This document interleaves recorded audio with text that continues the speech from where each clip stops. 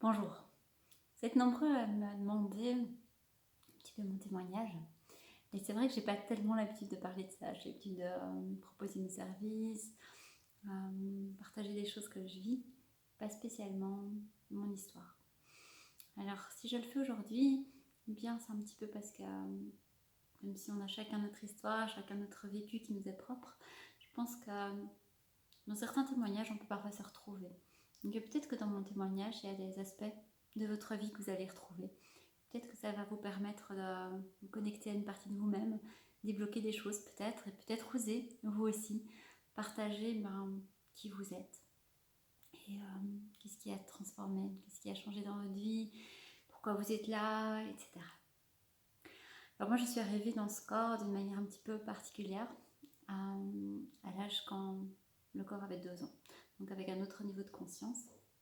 Le corps était à l'hôpital et il devait soit mourir, soit être handicapé à vie. Et je suis arrivée à ce moment-là et mon souvenir c'est d'avoir une réunion cosmique et qu'ils avaient présenté l'âme qui était dans ce corps-là, la mission qu'elle avait choisie et qu'elle demandait de pouvoir partir et puis qui voulait prendre sa place. Et je me rappelle avoir vraiment eu une grande passion, moi, et d'être partie pleine de passion, pleine de joie, de venir apporter de l'amour et de la conscience sur la terre. C'est une mission particulière et en arrivant là sur terre, je me rappelle de ce corps rempli de fils, aux soins intensifs et d'avoir vu tout ça d'en haut, comme si j'étais collée sur le plafond. Et puis ma connexion avec ce corps a permis que tout se guérisse instantanément au niveau physique. Et les médecins n'ont jamais compris pourquoi. Et le lendemain, nous avons pu rentrer à la maison et c'était l'anniversaire des 2 ans. Et là, j'ai le souvenir de bruit. Les parents avaient invité toute la famille et je me souviens vraiment de bruit. Et on voit sur les photos d'ailleurs, les photos sont très différentes avant et après. Et à mes yeux qui sont écarquillés, qu'est-ce que je fais ici, voilà. Quand on entend ma maman aussi parler de ça avant et après l'hôpital, il y a un monde de changement. Avant c'était un bébé qui pleurait tout le temps, qui inversait le jour et la nuit, etc. Puis après c'était plus un enfant, c'était un ange. Voilà. Cela dit, bien, il a fallu que je réapprenne à marcher, que j'apprenne à utiliser ce corps un petit peu comme un marionnettiste, qui savait pas trop comment utiliser cet engin. Il a fallu pouvoir apprendre à manier, vraiment, comme si j'étais un marionnettiste et qui savoir comment bouger ce corps.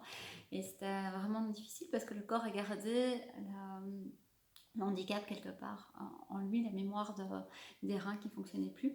Et c'était très, très difficile pour moi de faire un cumulet, de pouvoir marcher au-dessus d'une marche, grimper quelque chose. Et jusqu'à mes 17 ans, le corps a posé problème. Mais à côté de ça, eh bien, j'étais un enfant qui était un peu magnétique. J'avais toujours plein d'enfants autour de moi. À l'école, j'étais un peu leader sans le vouloir. J'attirais plein d'enfants partout où j'allais. Et moi, ce que j'aimais beaucoup pourtant, c'est d'aller vers les enfants qui étaient tout seuls, leur donner de l'amour, de la joie, et qu'ils ne soient plus tout seuls. Au niveau scolaire, j'avais très très facile. C'était quelque chose de facile pour moi, mais par contre, physiquement, c'était vraiment dur. Et j'ai essayé de correspondre aux êtres humains. Je me suis rendu compte, au fur et à mesure, que j'étais différente, que je réagissais différemment, que la dualité, c'est quelque chose que toujours aujourd'hui je ne comprends pas et ça ne fait pas partie de moi. Mais je me suis rendu compte de plus en plus que chez les êtres humains, c'est différent. Et je me sentais vraiment différente dans ma manière de réagir. Quand il y avait des sortes de conflits comme ça d'intérêt en primaire, dans les jeux, etc. J'ai jamais compris pourquoi est-ce qu'il fallait vouloir gagner. Quand on faisait des jeux de société ou des jeux, moi, ça m'était toujours égal de gagner. Je jouais pour jouer, pour passer un bon moment, mais jamais pour gagner, alors que je voyais les autres qui réagissaient tout à fait autrement et qui pouvaient aller très très fort parce que ils n'avaient pas gagné le jeu. Et là, je me suis sentie très différente dans plusieurs aspects. Et j'ai vraiment remarqué ma différence vers 9-10 ans, quelque chose comme ça.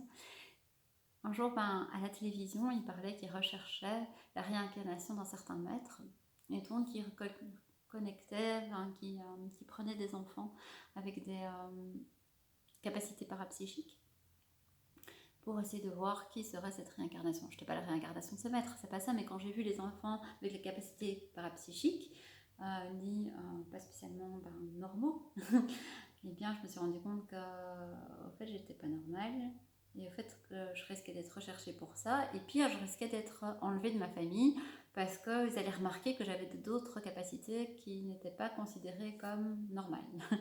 Et là j'ai commencé à me dire, oh, il ne faut pas qu'on remarque que j'entends tout ce que les gens pensent, il ne faut pas qu'on remarque que j'ai d'autres capacités, que j'ai des dons de guérison, etc. Et donc j'ai fait une sorte de protection, même si j'utilisais assez régulièrement, même sans le vouloir, des choses qui se passaient par exemple à l'école. Moi, je parlais avec des camarades de classe, et puis quand l'enseignante me demandait, bon, Emmanuel, qu'elle me posait la question, je pouvais rebondir parce que l'enseignante pensait à la réponse, et donc je l'entendais et je pouvais leur dire, ce qui était très pratique dans les examens oraux aussi plus tard.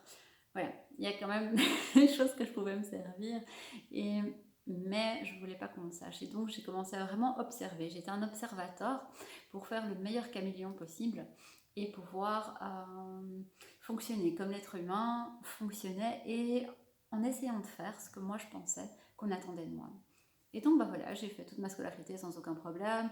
Et puis j'étais enseignante comme mes parents et comme mon futur mari pour faire comme eux, même si moi j'avais d'autres aspirations tout à fait différentes, mais je me trouvais une bonne excuse en me disant tout se joue avant 6 ans, donc pour que ce soit plus constructif, je vais me mettre en institutrice maternelle. J'en ai pleuré des heures et des heures, mais je l'ai fait quand même pour correspondre à ce que je pensais qu'on attendait de moi. Et puis, je me suis mariée, on a une maison, on a un enfant. C'est là que tout s'est effondré. Je me suis réveillée un matin, mais c'est avant d'avoir l'enfant, ça. Je me suis réveillée, j'avais un homme à côté de moi, j'apprenais que c'était mon mari, que j'avais un boulot qui ne me correspondait pas, etc. Et là, j'ai commencé à me réveiller et me rendre compte que j'étais occupée de faire des choses qui n'étaient pas moi. J'avais des habits qui ne me correspondaient pas du tout. J'avais toutes sortes d'étiquettes dans lesquelles moi, je me suis mise, mais qui ne me correspondaient pas du tout. Et j'ai commencé à me réveiller, on a eu notre enfant, mais on n'était plus en phase. Et c'est avec beaucoup de respect, beaucoup d'amour que nous avons décidé de nous séparer, mais c'était juste plus possible.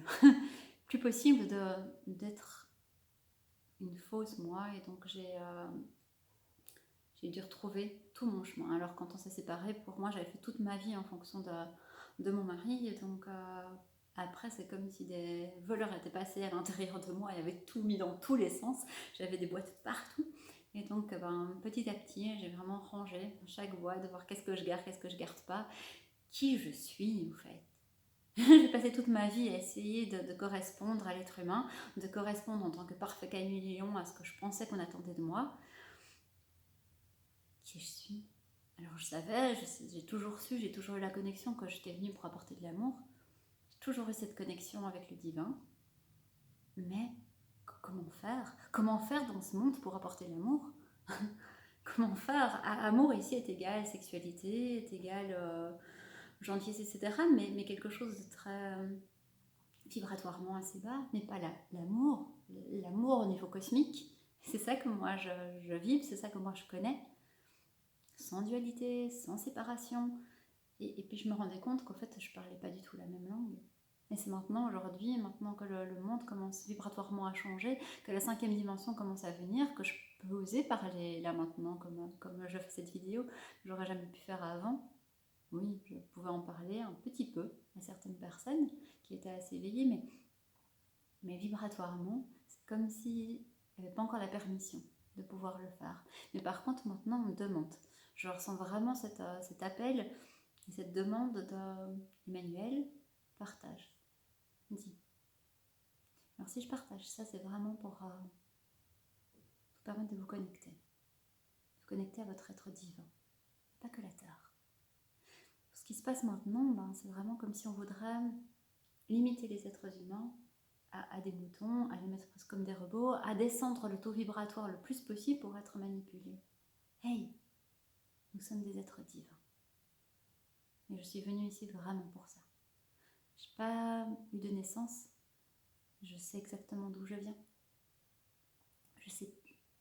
J'ai pas oublié. La naissance, au fait, elle fait oublier parce que on doit tout réduire dans le corps et on oublie. On oublie pourquoi on est venu, on oublie notre contrat d'âme, etc. Mais là, je suis venue. Pour les personnes qui se rendent compte de ça, qui vivent la multidimensionnalité à l'intérieur d'elles-mêmes, qui vivent la 5e dimension, qui se sentent un peu déconnectées. Il y a la partie humaine qui est là, dans ce monde, et puis qui sentent qu'il y a autre chose. Ouais, nous sommes autre chose.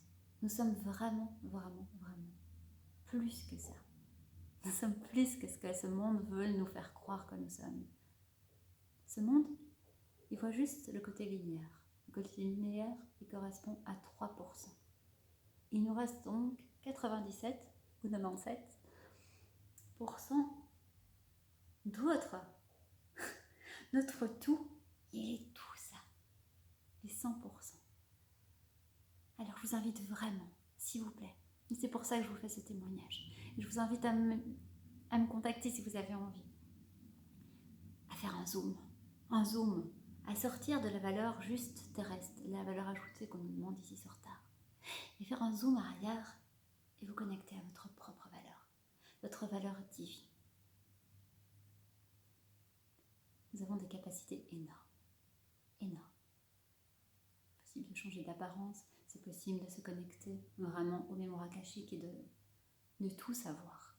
Il y a plein de choses dans ma vie que je ne savais pas du tout faire et j'ai dû savoir faire 1 heure après, le lendemain, un très court laps de temps.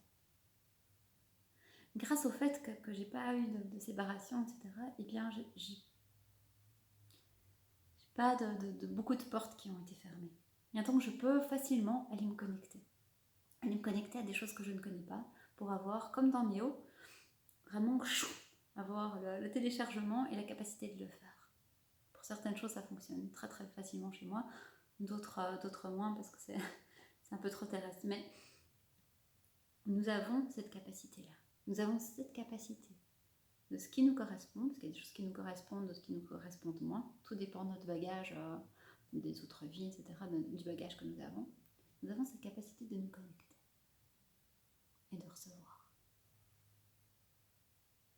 Nous sommes des êtres illimités. Alors s'il vous plaît,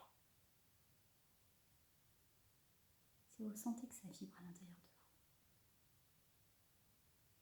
nous ne venons pas de la terre.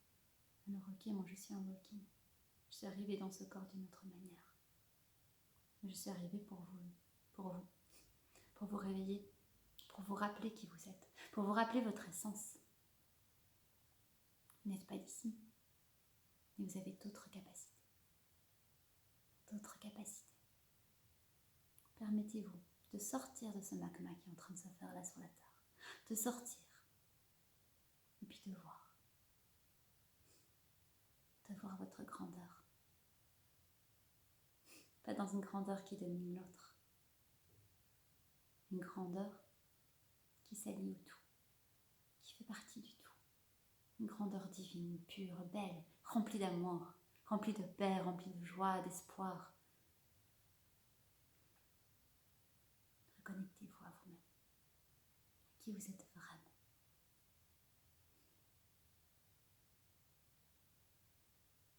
Vous n'êtes pas seul.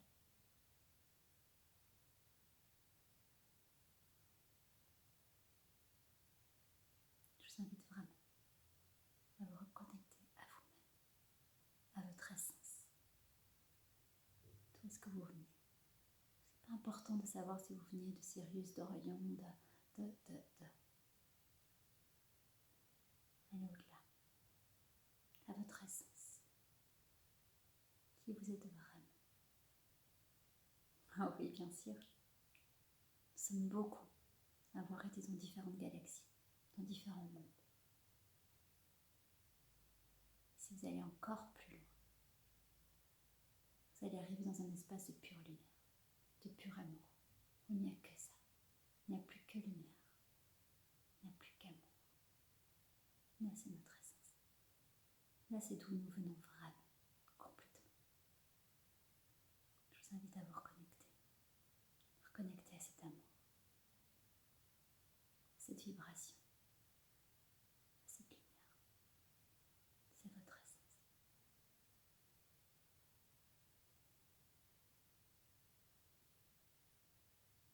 Je vous envoie tout plein d'amour.